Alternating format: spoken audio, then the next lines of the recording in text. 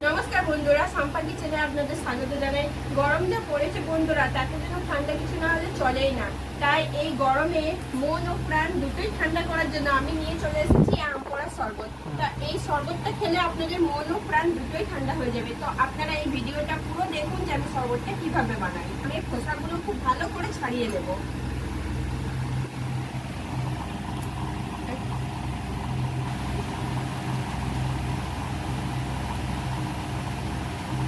এই দেখুন বন্ধুরা, আমি আম দুটো খুব ভালো করে ছাড়িয়ে নিয়েছি।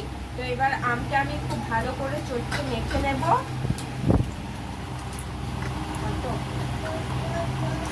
এই দেখুন, আমি আমটা খুব ভালো করে মাখিয়ে নিয়েছি।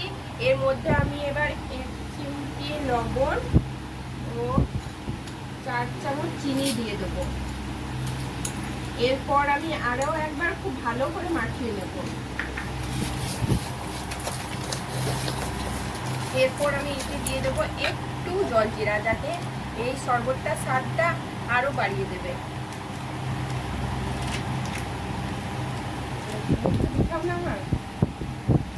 এতে জলজিরে দেওয়ার পর এই শরবতটার স্বাদ আরো বেড়ে যাবে।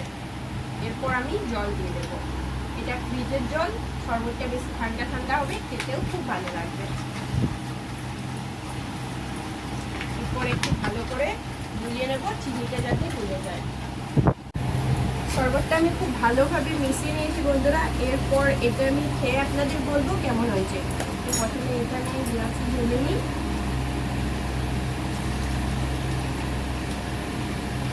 এরপরে আমি খেয়ে দেখি কেমন হয়েছে। খুব ভালো হয়েছে বন্ধুরা। এই প্রচন্ড গরমের মধ্যে আপনারাও এটা বাড়িতে বসে ট্রাই করবেন, খুব ভালো লাগবে। আর আমার এই ভিডিওটি ভালো লাগলে চ্যানেলটি সাবস্ক্রাইব করে লাইক, কমেন্ট ও শেয়ার করে দেবেন। নমস্কার বন্ধুরা।